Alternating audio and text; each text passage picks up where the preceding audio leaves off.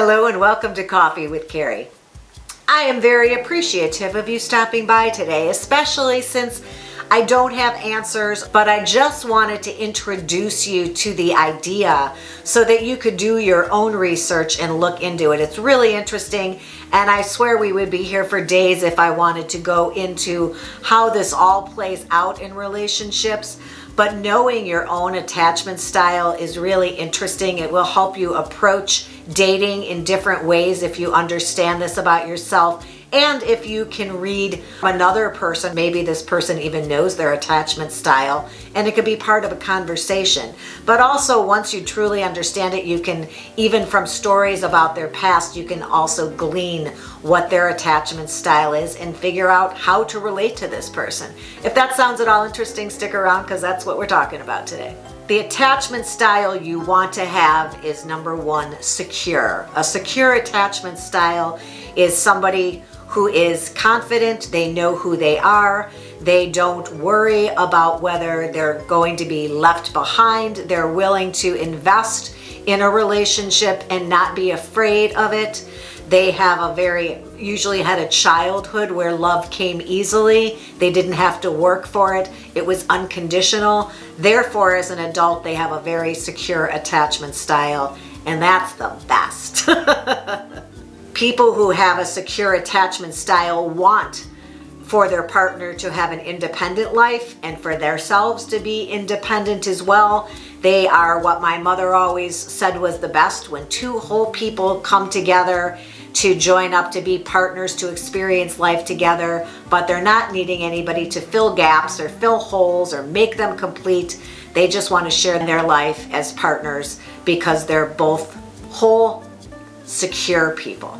The next one is dismissive or avoidant. And while this person also has a very good sense of self and a self-confidence, they've come to rely on their own sense of abilities and their confidence and esteem that they don't want to be open to sharing with anybody else. So they are avoiding a connection with someone. They figure they can take care of everything. They don't need anybody else. They don't want to rely on anyone. And therefore they are avoidant or dismissive of allowing another person in.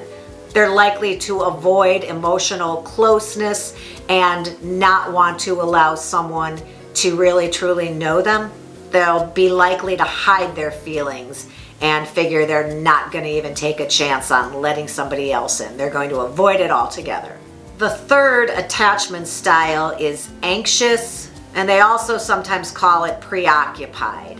And this person experiences this anxiety by not having a partner. They're not great at being alone or being by themselves or feeling that they're the one in charge of everything in their life and have to take care of this all themselves. Instead of having their own positive self-image, it's often very negative, their self-esteem and self-confidence, and they see themselves the way other people do. So they need somebody else to kind of mirror who they are. They will be what they see this other person sees them as.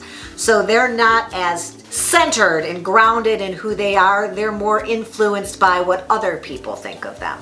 They are the people you think of who need the approval of others. They are approval seeking. And in a relationship, they're very worried about the other person leaving. They do have fear of abandonment. So abandonment issues are also a part of this attachment. And the fourth and final attachment style that you might want to read about is fearful avoidant, also called disorganized. I don't understand the secondary titles for some of these. The first ones make such perfect sense. And this was all a study that was done by a psychologist many years ago.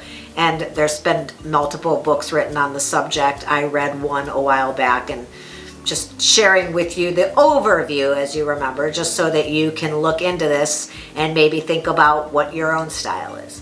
Fearful avoidant has a more ambiguous types of behaviors. They are afraid of getting attached to someone.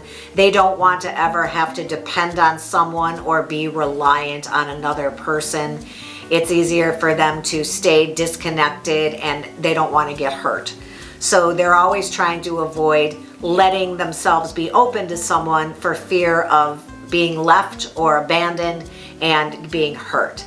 And I will put a link down in my comment section or in my description below and give you an online quiz that you can look into to see if you don't see yourself in any of my basic descriptions. Read all about it and see if you think that maybe knowing your attachment style can work to your benefit in your dating life and figuring out how you relate to other people and how you may want to flip some of your switches and be open or have therapy with someone and try to change your attachment style so you're more open to letting other people in.